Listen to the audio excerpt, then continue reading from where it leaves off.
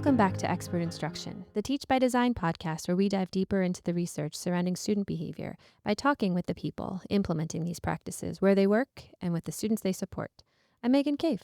I'm Danielle Triplett. Happy June, Danielle. Happy summer. I know. By the time this episode comes out, I would venture to say that almost everyone listening, if you're in a school, working with a school, somehow in the field of education, you've reached the end of the school year. Yes, I think that's fair to say.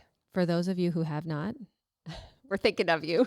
Yes. Hang in there. Thoughts and prayers with all of you. Exactly. Maybe there's some year-round schools that are doing different things, but the majority have summer off. I know. Teachers deserve that summer off. It's very true. They work really hard all year. All year. This is their chance to breathe and relax and pause and kind of take some time for themselves because they spend so much of the year taking care of their students. I know. So, I know. yeah. It's a lot to think about. And this year when we were thinking about our podcast and what we wanted to talk about this year, we wanted to build a little bit on some of the things that we've been talking about over the last couple of years. And we wanted to really focus on the data element of PBIS, which I think on the surface was like, what a snoozer, you know? Yeah. Data, they work best when you can see them. And yeah. I mean, our podcast is audio only. Yes. Yeah, we don't have a visual component. Right. So I think that was a challenge for us to sort of tell the story and talk about data. I know. Just with the use of audio only, right? It's so true. We really brought it to life, though. I think so. I think our guests really helped us to do that.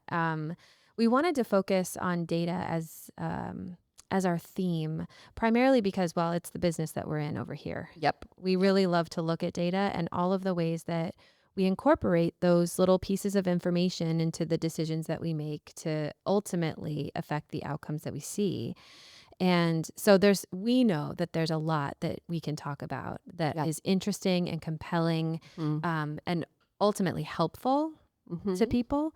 But the trick is to figure out, who do you talk to that has a good data story to tell? Well, you know what? I think, Megan, we had some phenomenal guests this year. I was looking back and talking with our colleague Mara on the drive down from Portland to Eugene this morning and really reflecting on the sort of flow of the guests we had and how we told the story of data and really explored that topic through the tiers and starting with kind of Rob Horner getting us started on why data is really so critical and a big component of PBIS, but then moving through tiers 1, 2, and 3 as the year went on. And I think it was a really beautiful way to explore that topic that can be kind of snoozy, kind of boring, not as compelling as some other components of PBIS. I mean, I think we like to have a theme that guides our work around here. And so while we did start with data as that theme, I think ultimately what we ended up with were a lot of really cool stories from people about the work that they were able to accomplish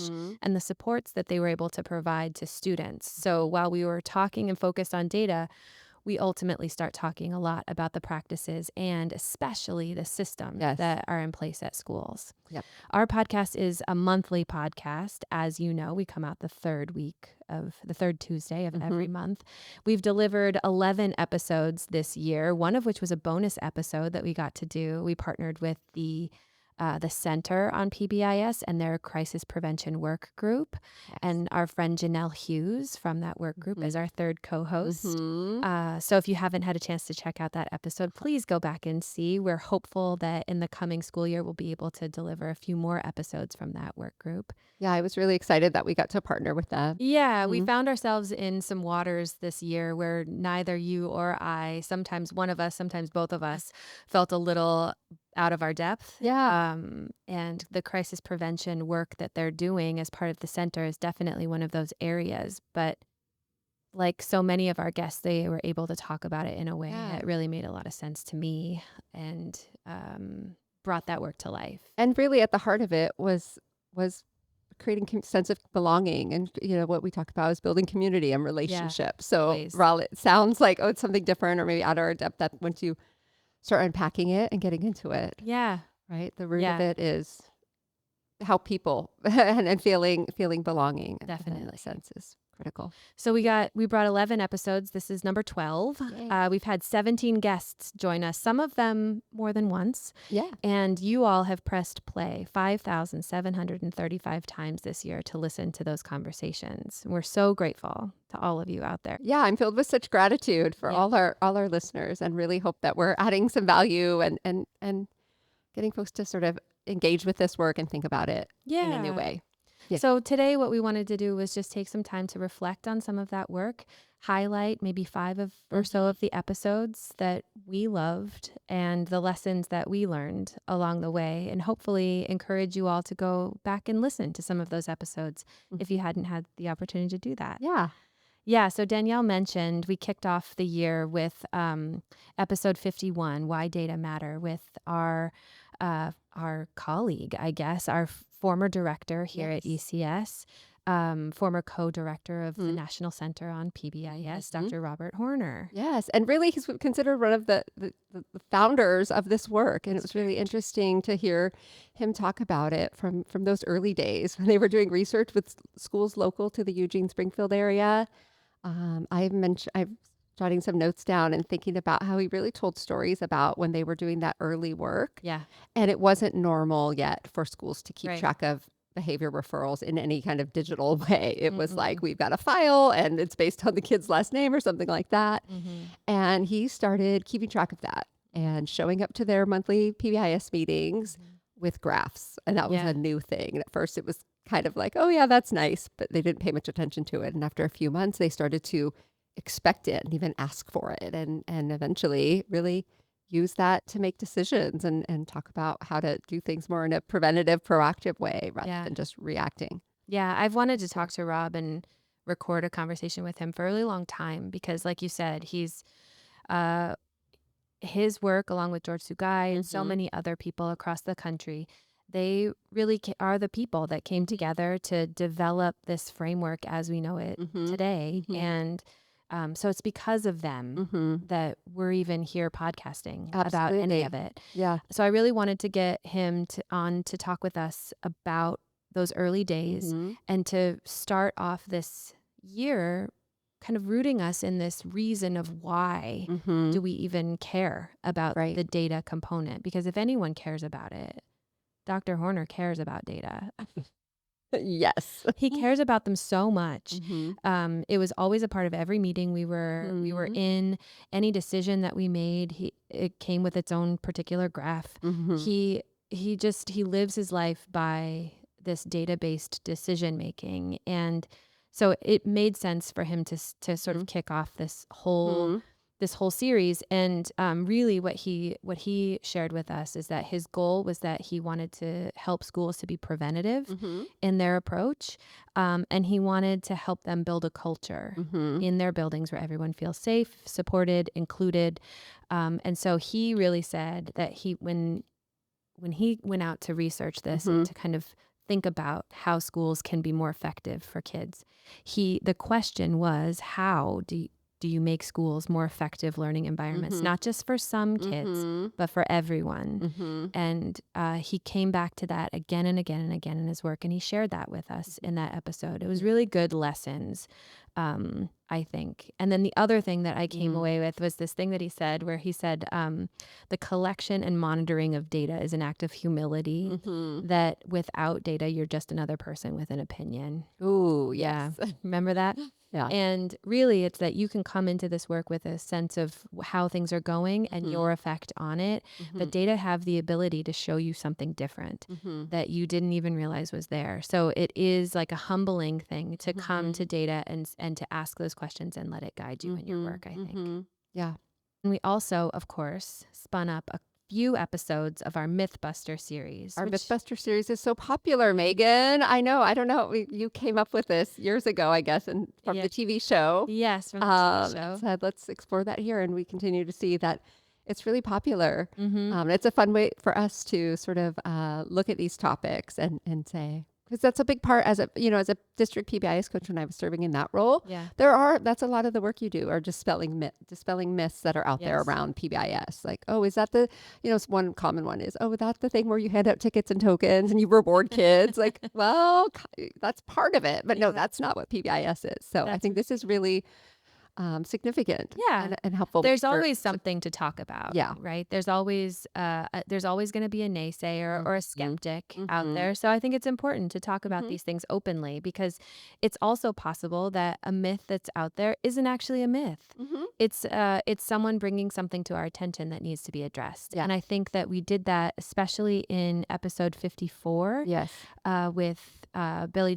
Billy Joe Rodriguez and Noah Van Horn. We've had Yes. them on our podcast a few times now Yes. as the two of them. Yes, they are. I know you can't see our notes, listeners, but she wrote dynamic duo. And Billy Joe and Noah definitely are a dynamic duo. I Like, they've know. been working together For such a long for time. such a long time. Yeah, they know each other's stories. They kind Yes. of set it up and hit the ball Mhm. out of the park every time. Mhm. So we had them on to do a series with us related to Tier 2. And one of them was a Mythbuster episode called Student Behavior is Getting More Significant Now Than Ever. Mhm. And it actually was one of those Mythbusters where we couldn't bust it. We had to confirm it, right? Mhm. Because Mhm. all of the data sources that we're looking at all seem to point to that behavior is just either it's happening more, that you're seeing the same behaviors, but more of them, Mhm. or some of those more escalated behaviors are also happening more often. Yeah. And so it's not, if that's what you're feeling out there, if you feel like your classroom is just a little more out of control, you're doing the same stuff, but for what some reason,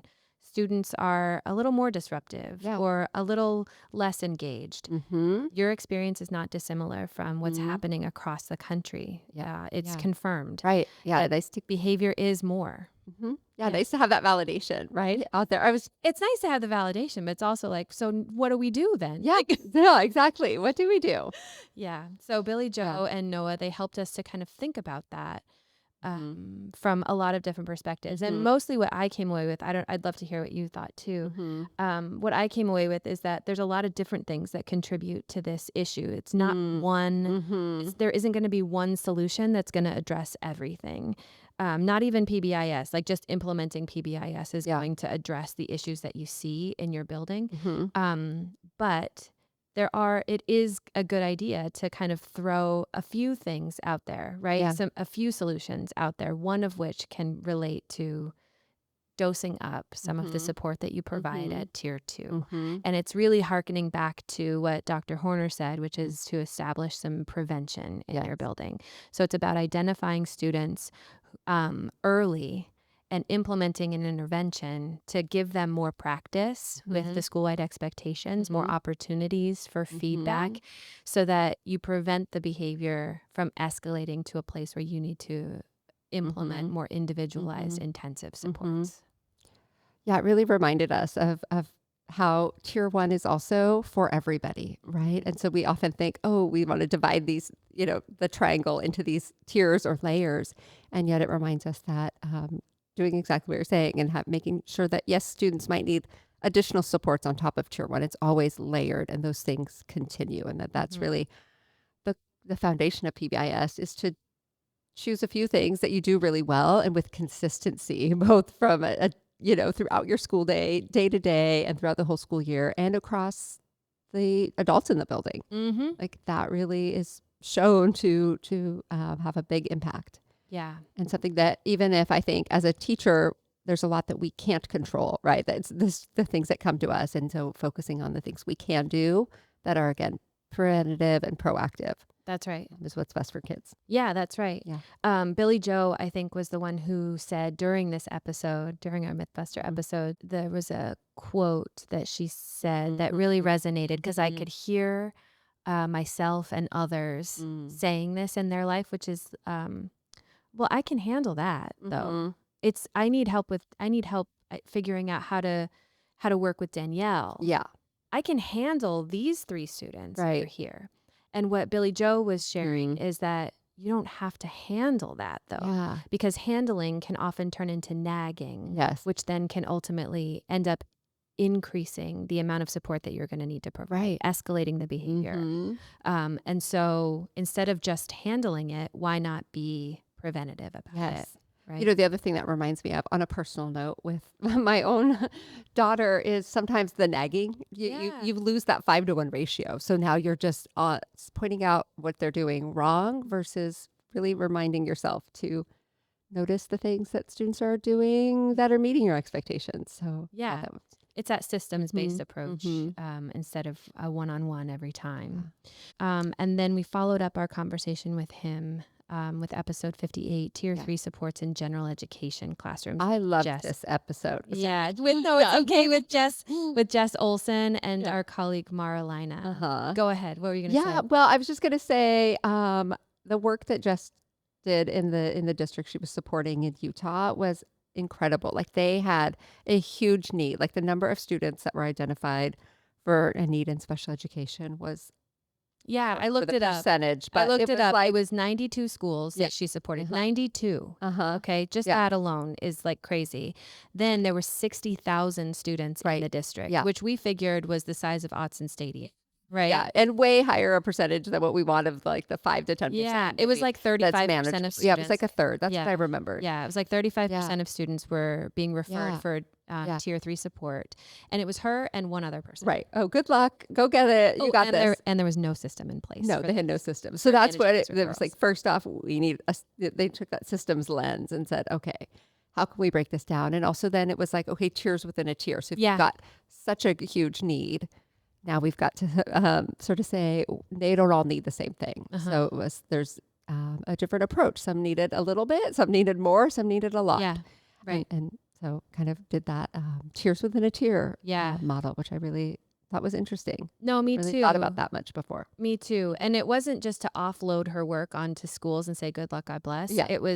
There was obviously some coaching components that were in it. She Mhm. and her colleague would go to classrooms and watch people in their classrooms and then offer up some coaching, some one-on-one coaching. She would go to team meetings and address things as schools had questions. But it really was training them on this function-based thinking and trying to encourage teams to take a stab where they needed to or where they felt they could. Like, there wasn't a safety concern and there wasn't something that was so escalated, right? So go ahead, take a first step at what could you do to solve this problem? And then if you need more support, here's the way that you can recruit that. Yeah. And it helped her in her work. It helped her and her colleague figure out how they could manage their caseload. It also worked so well, they were able to make a case for hiring one more person, I believe. Yeah, They ended up with 3. But ultimately, what they found was that they were able to reduce the percentage of students receiving those Tier 3 supports, reduce the number of students who were referred for special education. And of the students that would have typically been referred for special education, 2 or 3 years later, they were still not in special education. So they were in their general education classrooms with their peers, receiving the same curriculum as everybody else. Yeah. She even told us a story. We posted it on our social media as a little bonus snippet. Oh, I She remember told this. us a story about a little kindergartner So sweet. who was really struggling. Yeah. And she went in, took a quick look, and it turned out that it was one small change that they were going to make in the way that she earned her stickers Yes. that ultimately kept her in the classroom. There were 0 events of elopement, I think, at the end of the day. And it just it went from she was never in class to she was in class 100% of the time. I remember overnight. that. Yeah, and it went from more of a punitive approach to a more positive, proactive, preventative thing. approach. Exactly. So, Yeah. the episode with her and with Mara, that episode really stands out as something where I took away a lot of hope Yes. for how this work can actually change the trajectory of students' lives. And it can actually, and the way that it supports teachers in classrooms to decrease the amount of frustration, energy, effort that is going into managing 1, 2, 4, 7 student behaviors that are happening all at once. That this preventative approach that we kicked off the year talking with Dr. Horner about really does have an effect on the way that a classroom feels, the way that a student is supported, the way that a teacher is able to do their best work. It was just a great example of how the systems come together. Mm-hmm. And of course, Jess used data She did. in her Her presentation. and her team. Yes. Yeah. Yeah. Well, one thing I'm thinking of is Dr. Horner's voices in my head. And when I was a coach and learning about PBIS, I remember hearing him talk about how we're not looking to make always the biggest change you can. Like, let's overhaul these complete systems. Sometimes, like the kindergarten example, is a small change that can have a big impact. And so switching our thinking sometimes. And I think she really told a story about that. Yeah. Secondly, I want to really give a shout out to Mara, our teammate who joined us this year, for finding us this guest, but really joining us as kind of our third co-host and guest on that episode. Yeah, she's been a fantastic addition to our team. Yeah, it was a really great time talking with the two of them.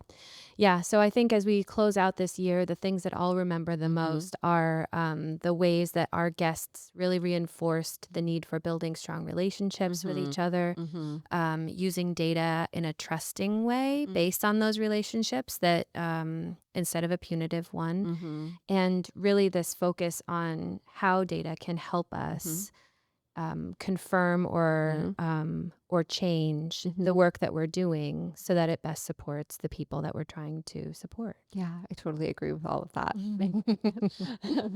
Well, thanks so much, you guys, for listening this year. We appreciate all the time that you spent with us, and we'll take July off. Danielle and I will. You'll find us somewhere, hopefully with an umbrella and our drink. And then we'll be back in August to kick off our 2026-27 season. Yeah. Crazy. It's one of the things Megan and I will do behind the scenes in June and July is you've got plan our ideas. topics. If you've got topics that you want to hear us talk to people about, let us know. Yeah, we're curious to hear what's the need and what's interesting to folks out there. So until then, happy summer. Thanks, everybody.